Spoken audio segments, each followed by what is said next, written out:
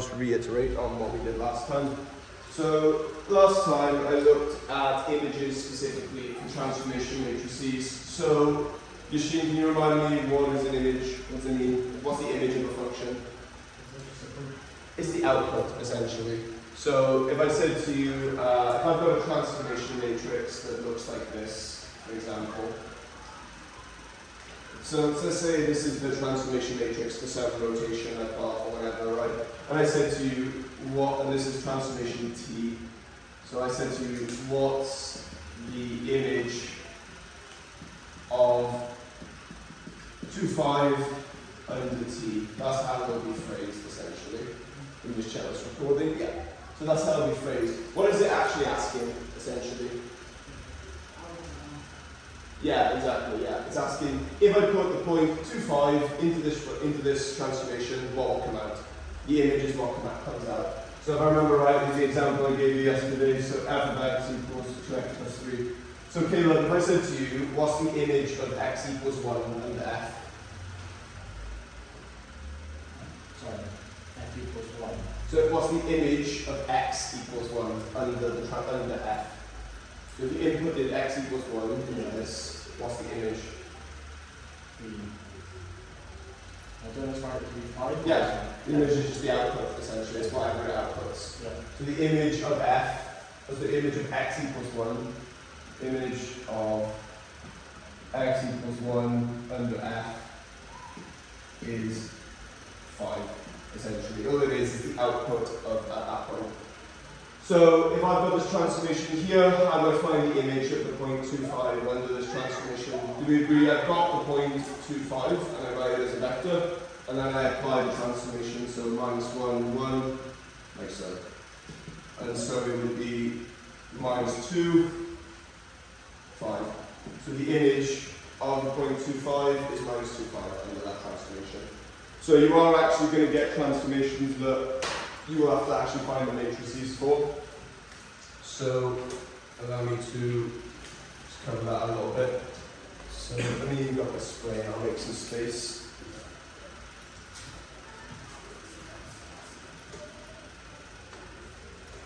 I do appreciate you all coming here, lads, especially the last day before half term.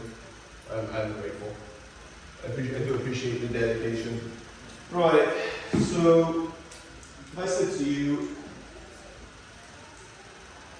a point P, which is x, y, is rotated 90 degrees anti-clockwise, and it's always about the origin, about the z plane, about the xy plane. It's then translated, so x, y becomes x minus 2, y plus 1. So it's now translated 2 to the left and 1 down. So what we're going to do, this is very standard. It'll be find the transformation, find an image of a point maybe, very unlikely that'll happen, finding varying points, etc. So is this system going to be 3 by 3 or 2 by 2?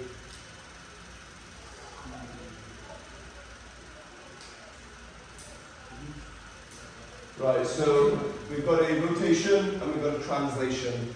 So is it going to be 2 by 2 or 3 by 3, if we think? Why? Why is it 3 by 3?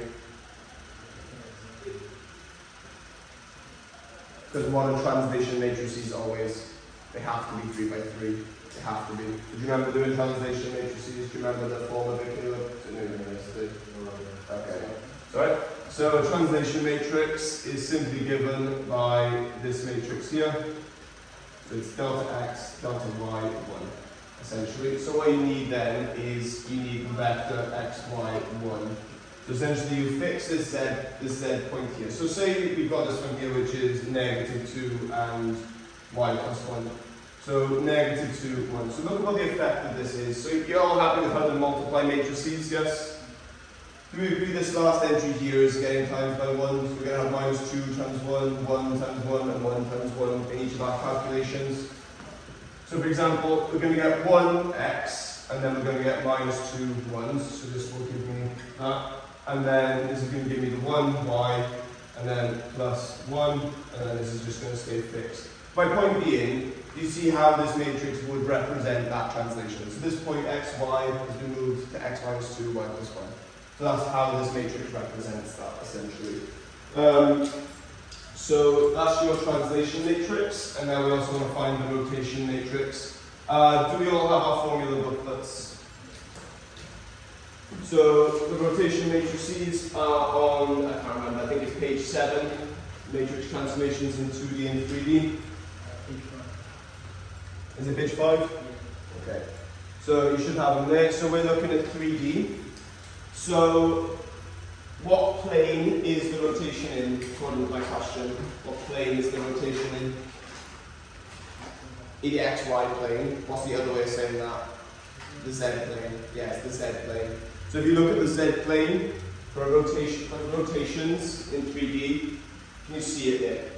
Where it says Z-axis rotation. It should be the one on the right, if I remember rightly. So it's, yeah, it's that one there. Yep. So XY plane means the Z-axis. So matrix of rotation of 90 degrees. So it's going to be equal to cos of 90 minus sine of 90 minus sine of 90, and then 0, 0, 1, 0, 0. So do we agree this would be 0, 0 minus, sorry. That should be 1 minus 1, 0, 0, 1, 0, 0. So do we agree that would be what our rotation matrix is? So that matrix there represents the rotation. So now what I want is state T, which would be the full transformation. So let's do that first of all. So which matrix is applied first? I'll read it. So the point P is rotated 90 degrees anti-clockwise about xy plane. It's then translated this translation here. So which order are the transformations applied? The rotation is first, and then the rotation is first, and then the translation. So if I've got the point xy1, do we agree the rotation is applied first? So I apply the rotation on the left, like so, 0, minus 1, 0, 1, 0, 0, 0, 0, 1. So I've applied that rotation, that's all it is, I've just applied it. And now what's applied after that? The translation, so again you apply the translation on the left, like so. So it is 1, 0, 0, 0, 1, 0, minus 2, 1, 1. So do we agree the overall transformation T is given by these two terms together? Right. So my point being, even though the rotation was first, where is it in the multiply? It's the one on the right. So it's done backwards. So if you had transformation that was A, then B, then C, do you agree the overall matrix would C, B, C, B, A? Yeah, that's it. You have to do it backwards, essentially. Right, so let's find T. So let's do 2, 1, and then minus 2, so 0. So 1 times the first, minus 2 times the second. So 0, minus 1, minus 2. And then it's going to be 1, and then 1 times the second and third. So 1, 0, 1. And then it's going to be just 1 times the last entry, so 0, 0, 1. Right, so this is our overall transformation matrix T. That's it. That's our overall transformation. Do we remember how to find fixed points or find invariant? Do we remember how to find invariant points? What do we do? Mm-hmm. So do you remember how to do it, Caleb? Do you remember the invariant point? Right. So what does the word invariant mean? If something varies, what does it do? Changes, right? So most points are going to change under a transformation. So I'm asking for the invariant points, I'm asking for the points that don't change, essentially. So do we agree that if I've got a generic point, x, y, 1, and I apply a transformation here, if it's invariant, what should this come out as? X, y, 1, it should stay the exact same. So now what we do is just create two equations and solve it. So do we agree it's going to be minus y minus 2 equals x. So minus y minus 2 equals x, and then it's going to be x plus 1 equals y. And you just have to find just the x and y that solve this, essentially then. Right, so according to this one here, x plus y equals minus 2, and then according to this one here, x minus y equals minus 1. So we are going to have one solution here, which works out quite nicely. So adding these two, I get 2x equals minus 3. So x equals negative 3 over 2. And then if x is negative 3 over 2, that means y must be negative a half. So the invariant points. So I talked about this yesterday. Hello, bye now. I just wanted to say bye. Have a nice afternoon. And you. Bye, guys.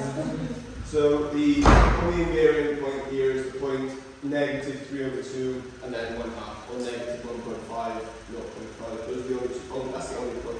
So how do the invariant points come? One of the possible forms they can come in, we talked about it yesterday.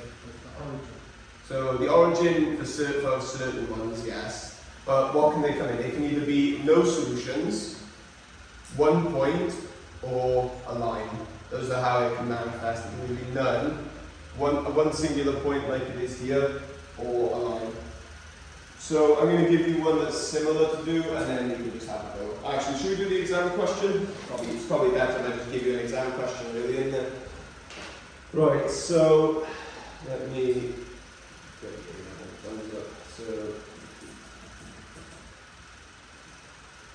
is everyone okay with that lined up, or do you want me to turn it down? It's quite bright in there. Right, FP1, and let's do 2013. So, the transformation T is, hang on, I'll put the line down, and then you can have a go with it, and then I'll show the camera it.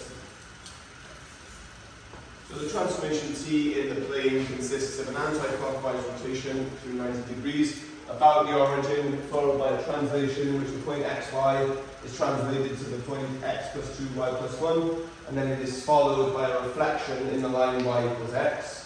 Show that the matrix representing T is given by that. Do we remember how to do a reflection? So Caleb knew this yesterday. Do you remember how to find a reflection matrix? No, sorry. Okay, it's fine. So you're going to be given a line that goes to the origin always. So it'll always be y equals kx, right?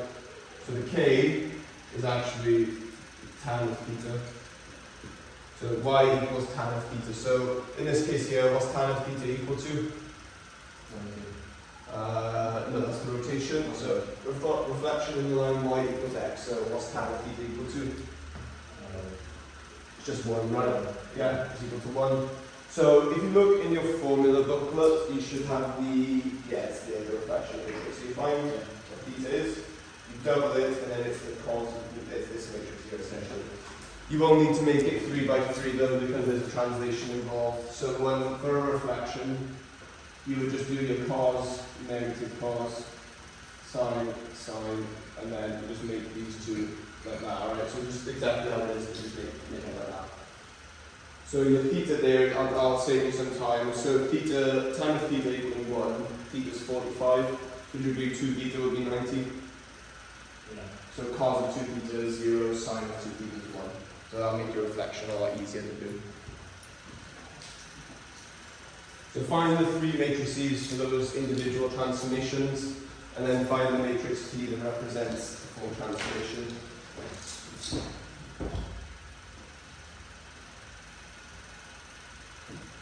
And if you finish, you can do the induction question below it if you want to.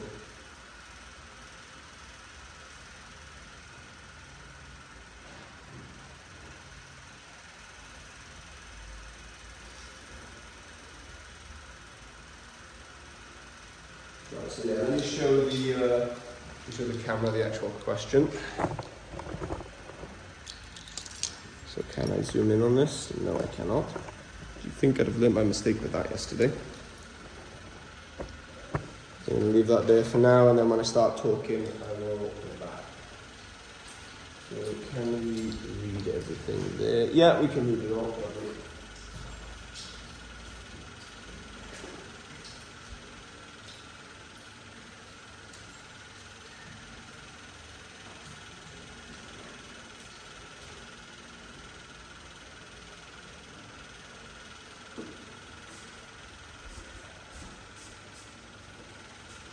So it's just a reflection.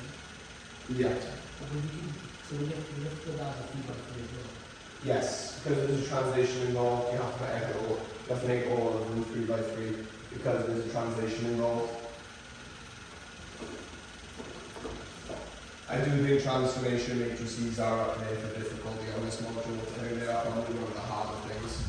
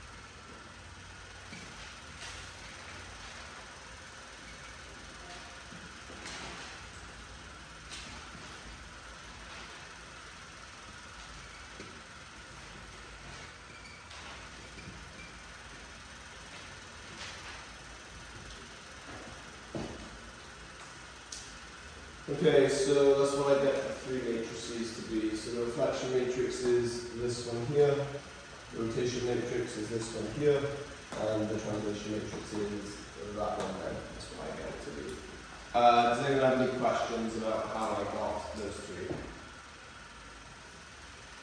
All good? Good? Yeah. Good. Okay, so transformation matrix representing T, I leave it to you. I'm going to give you another minute or so.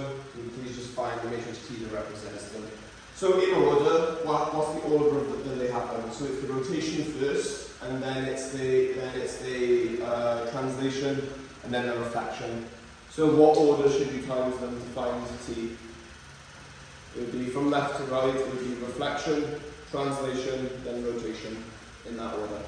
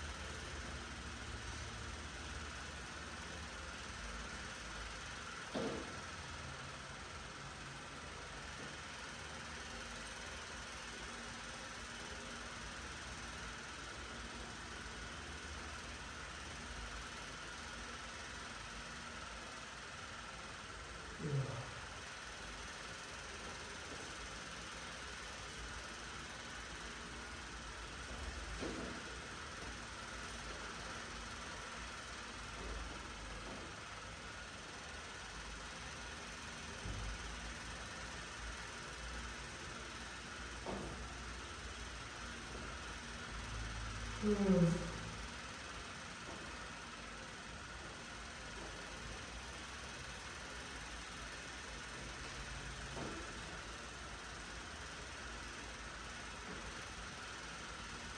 minute, and I'll go through it.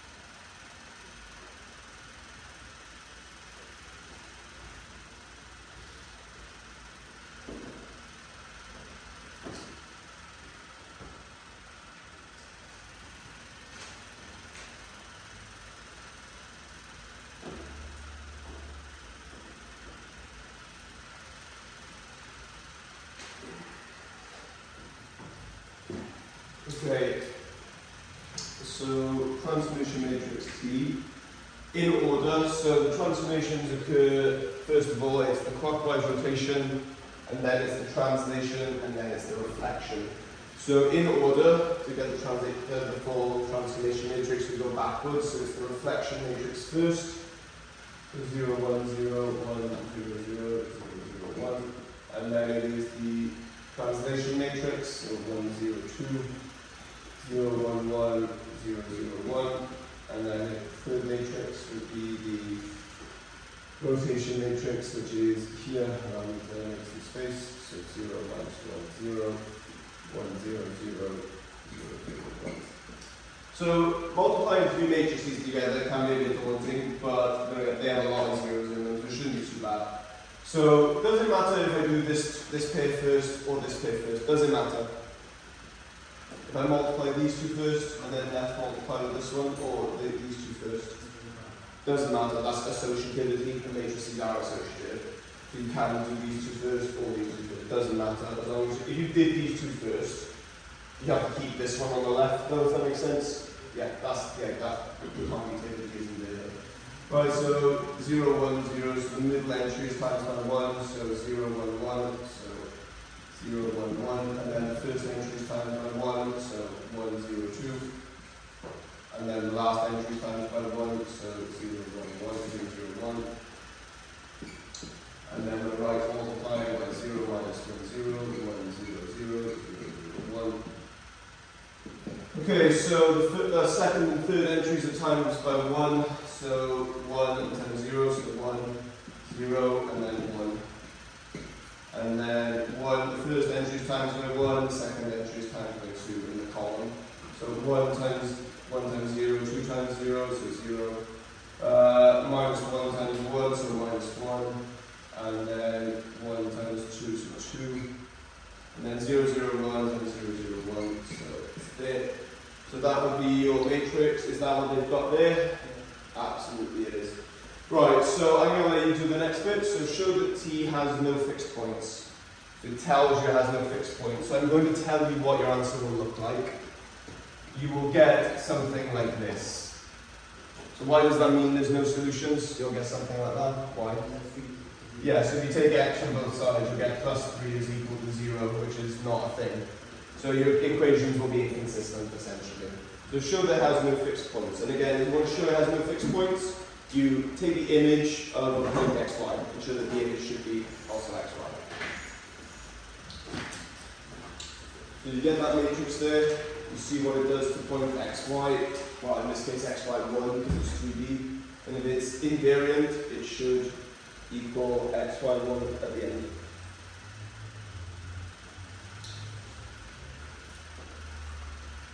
Ugh.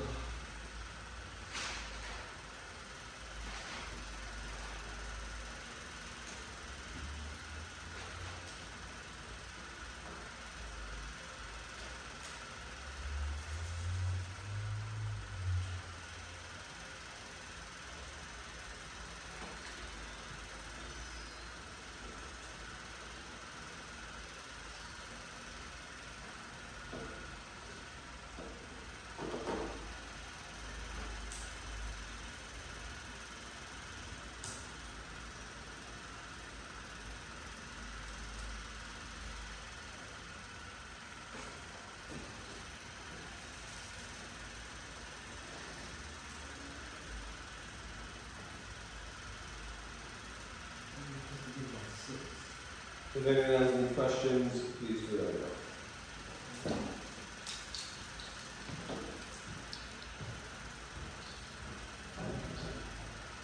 Oh, I used my phone away. All good? Oh, okay. So you just, this bit here is literally just the matrix equation. So yeah, you have another time as matrices, so 3 by 3 or 3 by 1. So usually you're going to get 3 by 1 answer. So it would be 3, 0, 1 times by x, y, 1. So the x times 1, 0 times y, 1 times 1, that is error. So you get x plus 1, yeah? It's equal to x. That'll be your first one. Yeah, you tell me the next one. Is it minus y minus 2 Plus 2 as well. plus 2, yeah. Is equal to. Equals Yeah, the bottom one will always be 1 equals 1, so it's not really an equation. So you're looking for an inconsistency, like the one I mentioned up here, and you do have that.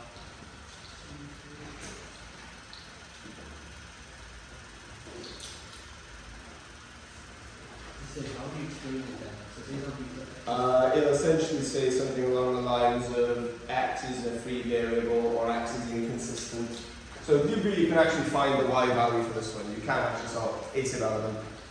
It doesn't actually mean anything. So there are cases where the x value doesn't matter. So you'll say, like for example here, Caleb, what was the y value you get with your equation? minus y plus 2 is So y equals 1 technically.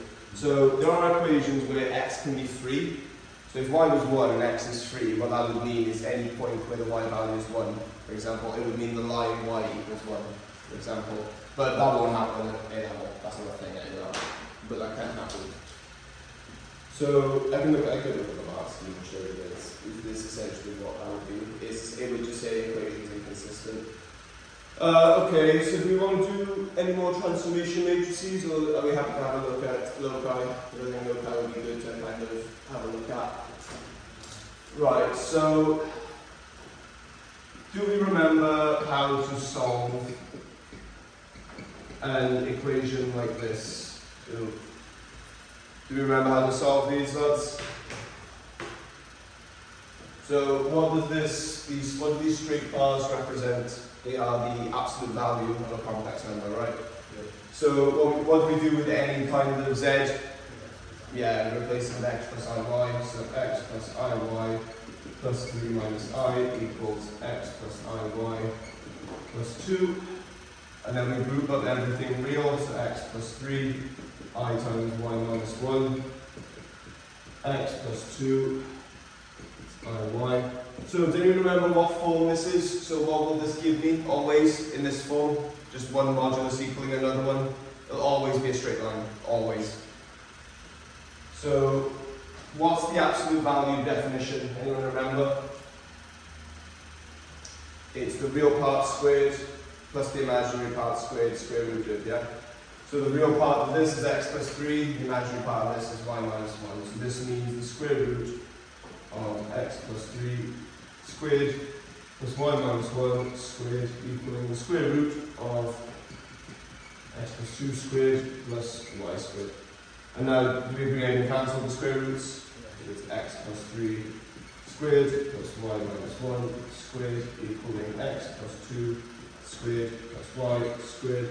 So expanding everything, x squared plus 6x plus 9 plus y squared minus 2y plus 1 equals x squared plus 4x plus 4 plus y squared. Right, so the x squareds and y squareds are going to cancel. That's quite nice. So now we have that 6x minus 2y plus 10 is equal to 4x plus 4. And now we just have to rearrange for y and we're done pretty much. So 2y is going to be equal to 2x plus 6. Then y is equal to x plus 3. So the locus of points that solves this equation is any point where y is equal to x plus 3. What are y and x? So x is the real part, y is the imaginary part. So can anybody give me an example of a complex number that would solve that equation? There's infinitely many solutions, and then give me an example of one that would solve this equation. Show me you understand it. So we're looking for z that solves this equation. So give me any complex number you like that would solve that. Give me any complex number you like that would solve that equation. So we've just determined the imaginary part must be the real part plus 3, which would be a solution. So, sorry? So give me a complex number. So I'll give you an example. So 2 plus 5i, that would be the one that solves it. Why? Because what's the difference between the real and imaginary part? 3, yeah. The imaginary part is the real part plus 3. So that one would solve it. Can anyone give me a different one that would solve it? Yeah, 3 plus 6i minus 2 plus I. Yeah, anything like that. So this represents the infinitely many solutions that would solve it. It's a locus. It's a set of points that meet that condition. So you can get sets of numbers as well. So let's go over a circle one as well. So that's quite standard. We've got plenty of notes on solving ones like this. We've got plenty. I'm not going to make a massive point of that. But what you do get sometimes is ones like this. So z minus 2 plus I is equal to the square root of 2 z plus 1, for example. Something like that. So when there's a constant like here, it will not make a line anymore. What does it make? Circle, yeah, it's a circle. So I'll solve it very quickly. So x plus iy minus 2 plus I is equal to square root of 2 x plus iy plus 1. So x minus 2 plus I y plus 1 equals square root of 2 x plus 1 plus iy. So then taking the square root and square, so if I square both sides here, I can make this 2. So then it's going to be x minus 2 squared plus y plus 1 squared equals 2 times x plus 1 squared plus y squared. And now essentially you're going to get x squared and y squared over here. Would you agree you're going to get 2x squared and 2y squared over here? So the x squareds and y squareds aren't going to go, and that's going to be a circle, essentially. So I'm pretty confident you haven't done circles yet in year 12, but we have talked about it quite a bit. I've told you the formula. I know you obviously you know the circle anyway, but I've talked to you about the formula before, so we can still remember how to do it. So x squared minus 4x plus 4, y squared plus 2y plus 1, and that's equal to, I have to draw it over here, 2 times x squared plus 4x plus 2 plus y squared. Right, so let's see what cancels. So do we agree the y squared over here, the x and y squared over here can move over here? So I'm going to get minus 4x plus 2y plus 5 is equal to x squared plus 4x plus 2 plus 2y squared, sorry, plus 2y squared. No, wait, the 2 is going to go now because I moved the x's over. Okay, so let's just collect everything out and see what we can do with it.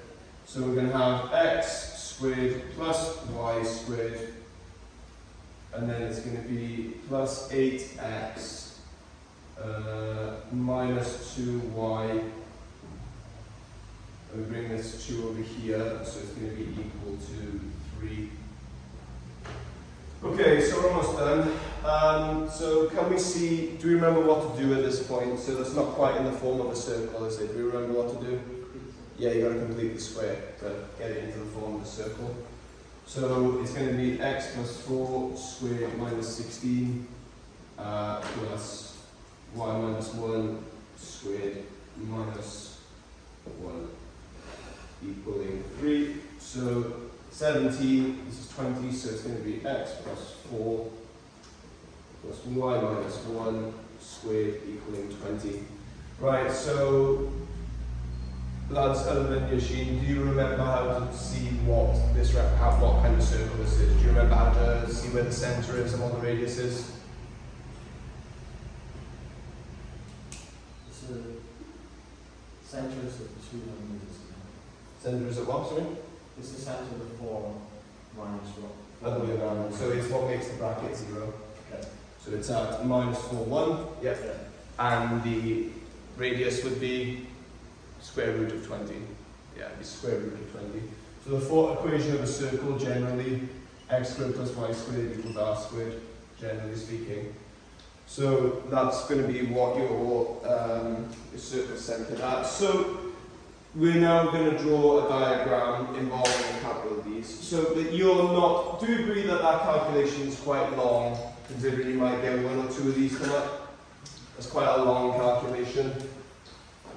So you need to be able to identify what they are by looking at them, and that's the important part, that's the part I want to remember. So if I give you something like this, hang on. So the other type of circle you can get is just simply it equaling a constant. So I'll show you what I mean. So you're very unlikely to get a drawing question for a circle like that. You can absolutely get a drawing question for one like that.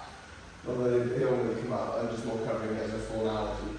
But if I were to give you something like z plus 2 minus I equals 3, for example, I can tell you that that is a circle centered at minus 2, 1 with radius 3. I can tell it is by looking at it. How am I doing that? Yeah, it's the reverse of these two, and the radius is just equal to that. And I'll prove it. So do we agree that this not won't be as long-winded this time, I promise? So do we agree it's equal to this? Yes. So x plus 2 plus I times y minus 1 is equal to 3. So therefore, square root of x plus 2 squared is y minus 1 squared equals 3. So therefore, x plus 2 squared plus y minus 1 squared equals 9. And is that a circle? Centered at minus 2, 1 with radius 3. Yeah? So you can literally see it's a circle by just looking at it, and you can see the details of it. With these ones, can you tell that the line is y equals x plus 3 by looking at it? Can you really do it? No. You have to do the calculation for those ones. But the point being, you see this circle. You see then where there's 2 equal to each other, line. You see one where there's 2 equal to each other, but there's a constant, circle. That's what you need to remember. So if I draw my Argand diagram for this, so what should we have it going with then? So should we do this line here? So I've got the set phi, which I will define to be z in the complex numbers, so the density being c. So I will tell you that it is z plus 2 minus I is less than or equal to 3, and then we intersect with z in c such that, and then we want this one over here, so z plus 3 minus I, and we'll have it less than or equal to z. I'll have it that way actually, because it's going to flip the inequality. So equal to z plus 2. Okay, so essentially you look at these separately, and you have to just determine what they are. Usually, this one here will be a part A, it will be done separately, usually. Do you agree this was quite an involved calculation? It's quite a bit. So let's go back to this then. So what did we determine that this was? And this is what I advise you to do. What did we determine that this was? It's the line y equals x plus 3, yeah? Oh no, sorry, yeah, you're right, sorry. Yeah, this one's the circle, I'm looking at that one, yes. This is a circle, so where's the centre of this circle? Minus 2, 1, with radius equal 3. Right, so this inequality here, does it refer to the area inside the circle or the area outside? Why? Yeah, so it's saying this is less than the radius. So if it's less than the radius, it's inside the circle, which makes sense. This one here, so this would just be in the question, you would work through it, but essentially it would make it so that it's y less than or equal to x plus 3. So this here is the line y less than or equal to x plus 3. So what you do now is you just draw them. So we agree this is a circle centred at minus 2, 1, so it is minus 2 out and 1 down, so it's about there. And it has a radius of 3. It looks kind of like this. Actually, that, to be honest, given there's a radius of 3, I probably should go into this. Will it be above the y-axis? Yeah, it would have been done here, thank you. That's quite right.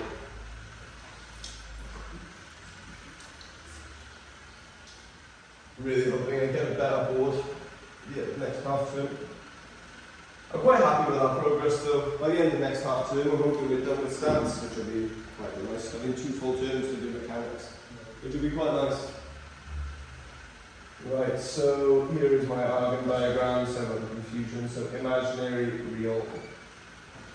So minus 2, so 2 to the left, 1 up, like so. So the centre is about here, and the radius is 3, so it's going to be kind of like this, although drawn a lot better, obviously. And then, so do we agree that because it's less than or equal to, it's inside the circle that we want? Okay, I won't draw the shaded area yet, because I'm not interested in it just yet. And then I draw the line y is greater than or equal to, or less than or equal to x plus 3. So y is less than or equal to x, so it goes 1 up, 1 across, and that's at 3, so it goes like that. So am I interested in complex numbers below the line or above the line? So looking at this here, am I interested in below or above? Below, good. So I'm interested in areas that are inside the circle, but below this line. I'm interested in these complex numbers, and I would represent them, essentially. I'll level with you. I don't have the compasses on me, so if you want to draw circles, it's going to be a bit of a nightmare. Tell you what we can do. If I'm going to give you 2 of them, I'll give you 2, and then we can, what we'll do is, if you can draw them, go for it.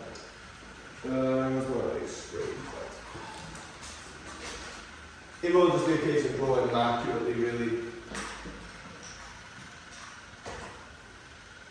So, one last thing as well. Do we remember what this is?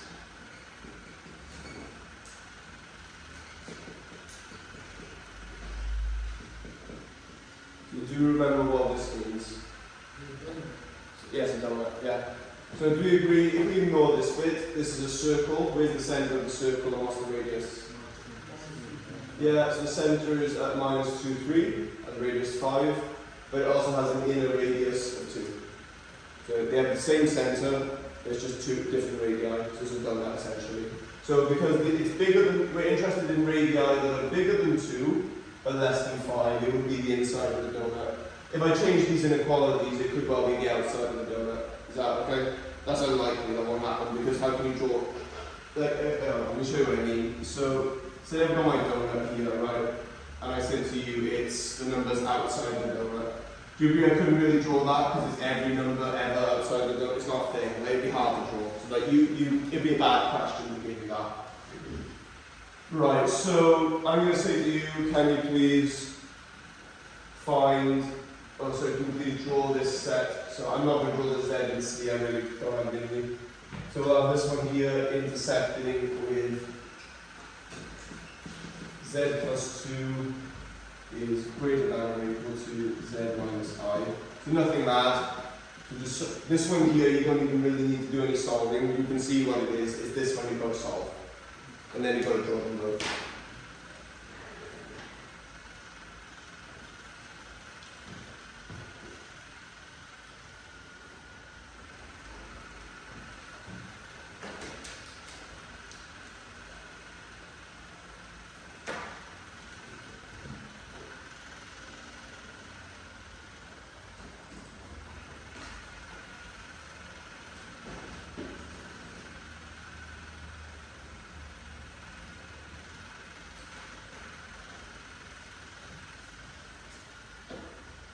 So go to the house and just gonna step out for a minute, alright? Because I'm gonna scan some stuff. On this side. Remember you are being recorded, so I will hear what you say.